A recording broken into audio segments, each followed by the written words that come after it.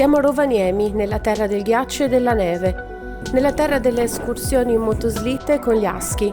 nella terra degli splendidi colori che regala lo spettacolo dell'aurora boreale, ma soprattutto siamo nella terra di Babbo Natale, che ogni anno viene visitato da milioni di persone da tutto il mondo. Questo angolo della Finlandia è un luogo magico e speciale e qui vive anche una comunità di italiani impegnati in gran parte nel settore del turismo. Tra loro anche il corregionale Andrea Camissuli. Io sono nato a Gemona e ho vissuto a Maiano, che è un piccolo paesino a pochi chilometri, diciamo, tra Gemona e San Daniele, e sono arrivato nel 2015, agosto 2015, e sono venuto qua per motivi di studio praticamente, per completare un master presso l'Università della Lapponia, che è qua a Rovaniemi, e quello, diciamo, è stato l'inizio. Era il 21 agosto 2015 quando sono arrivato.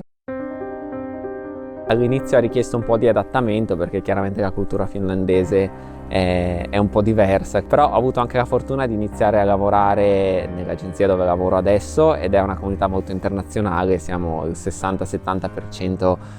diciamo sono lavoratori o studenti che vengono dall'estero, e quindi lì è stato facile creare, diciamo, un buon gruppo di amici, ecco.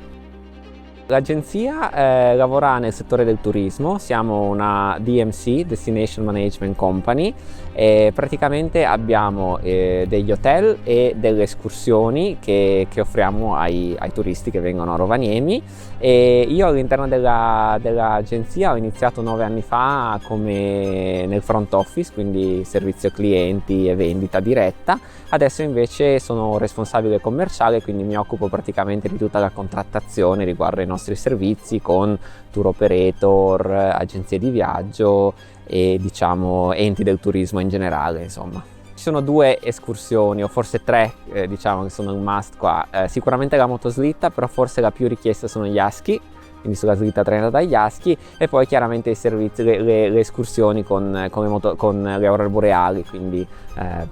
soprattutto dal periodo di fine agosto fino a fine marzo, metà aprile al massimo. Insomma, ecco, anche quelle sono delle escursioni che sono molto, molto richieste per vedere l'aurora boreale. La stagione preferita per me al momento è ancora l'inverno, perché chiaramente a me è uno dei motivi per cui ho scelto il Nord Europa sono appunto la neve e il freddo, sono delle cose che mi piacciono molto, però diciamo che sto piano piano rivalutando anche le estati, perché soprattutto negli ultimi periodi la città si è sviluppata molto e quindi c'è molto da fare anche d'estate, soprattutto a livello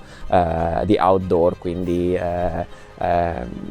in mezzo alla natura, camminate, hiking, canoeing e via avanti, quindi c'è molto da fare anche nel periodo estivo. Non è tanto facile trovare un equilibrio, perché dal mese di ottobre fino al mese di aprile diciamo, la città è piena di turisti, quindi soprattutto dicembre, gennaio e febbraio è molto difficile. Se uno vuole uscire a cena devi prenotare in anticipo, diciamo i posti sono molto pieni, soprattutto la sera, e poi dopo c'è un calo drastico il mese di aprile e maggio, quando la città si svuota, e lì, ecco, forse è il momento in cui riesci a viverla proprio per com'è. Soprattutto poi il periodo estivo è uno dei migliori forse qua a Rovaniemi, perché riesci proprio a vedere cosa c'è di autentico qua, e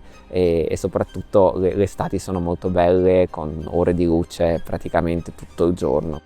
Forse quello che mi manca di più sono gli affetti, perché in realtà Maiano è un paesino molto molto piccolo dove sì, sono cresciuto, però già quando ero ragazzo immaginavo che la mia vita non sarebbe stata lì, era una realtà molto piccola per me. Rovaniemi non è una città molto grande, però diciamo ha molti servizi, quindi forse quello che mi manca di più al momento sono gli affetti e gli amici che ancora ho in Friuli.